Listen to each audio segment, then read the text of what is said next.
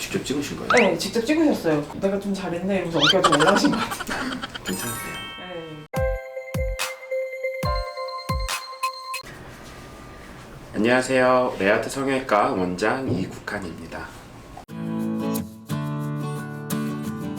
만약에 이 환자분이 M타입으로 수술을 했다면 어땠을까요? 만일 환자분의 처짐이 심한데 흉터에 대한 부담으로 인해 절개와 박리 범위가 줄어들게 되면 처진 피부가 충분히 당겨지지 못해 처짐이 남는 문제가 있을 수 있고, 절개 부위 봉합 시 단차라든지 피부가 우는 형태로 남게 되어서 만족도가 상당히 떨어질 수밖에 없겠죠. 반대로 만약 지방흡입 수술을 병행하지 않았더라면 라인을 거상 수술만으로 개선을 해야 하기 때문에 불필요하게 절개와 박리 범위가 넓어지게 되고 효과 또한 떨어지게 되었을 것입니다. 이 환자분은 제가 일상생활에 정말 불편함이 1도 없었다라고 얘기를 들었거든요. 특이하게 기억하는 것 중에 하나가 피주머니의 배행량이 너무 적어가지고 원장님께서 오히려 걱정을 하셨던 분으로 기억하고 있어요. 피주머니 배행량 같은 경우는 개인차가 정말 많습니다. 일반적으로 5일에서 8일 사이 제거하게 되고, 이건 수술 타입이나 함께 수술한 다른 수술에 따라서도 차이가 있는데요. 이분 같은 경우 배행량이 적었기 때문에 혹시 몸속에 고여있는 체액이 있지는 않나 우려하여 수술 초반 초음파 진료를 몇 차례 진행을 하였고, 다행히 별다른 이상 징후가 없었던 것으로 확인되어서 피주머니를 제거해드렸습니다. 원장님, 이분은 수술 후 상복부에 세로로 주름이 생겼는데 왜 이런 걸까요?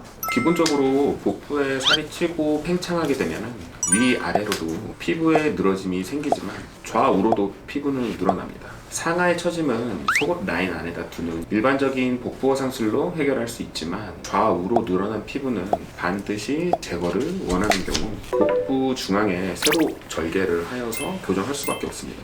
복부 허상 수술 후에 배꼽을 기준으로 상복부의 피부는 중앙으로 모이면서 세로주름이 일부 생길 수 있고요.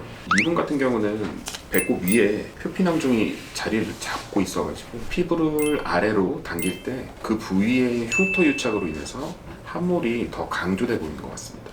4개월 반이면 흉터 회복 기간으로 봤을 때 이제 한 20% 정도?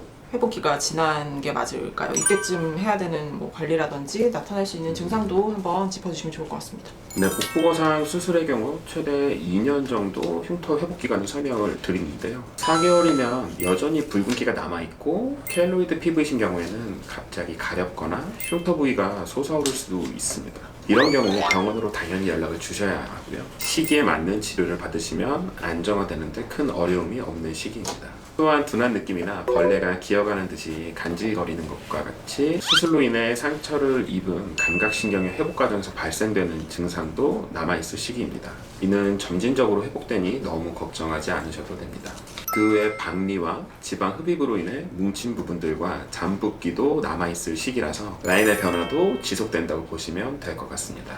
원장님, 이때쯤에는 사우나 가서 떼미는 거 이런 것도 괜찮을까요? 뭐든지 너무 과한 건 안 좋은데요. 고온의 찜질방에서 복부를 대고 있는다든지 하시면 감각이 무딘 부분이 있을 수 있어서 피부 화상 등을 조심하는 게 좋고요. 4개월 정도 지난 시점이면 어느 정도 안정화는 돼 있을 거거든요. 근데 아무래도 자극이 좀 약할 수밖에 없는 상태이니까 때를 미시더라도 좀 조심히 미뤄야 되고, 세신사분이 이제 대신 해주신다고 하면은 수술을 했다는 것에 대해서 얘기를 하시고 자극이 좀 적게 안전하게 하시는 게 좋을 것 같습니다.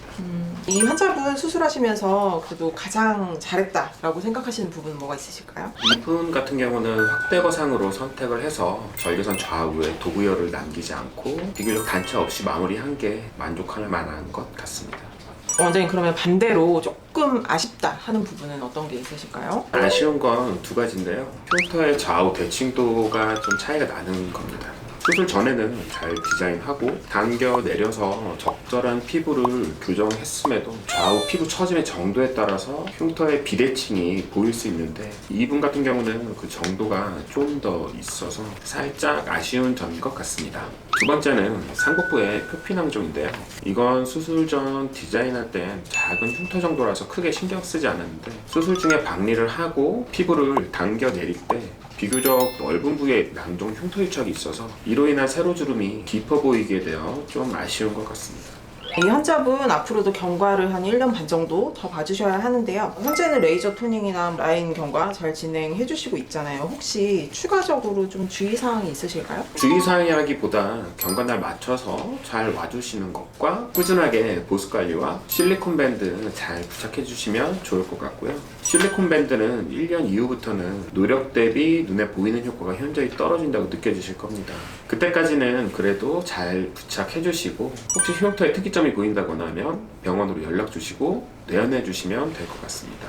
네, 지금까지 레아트 성형외과 원장 이국한이었습니다. 감사합니다.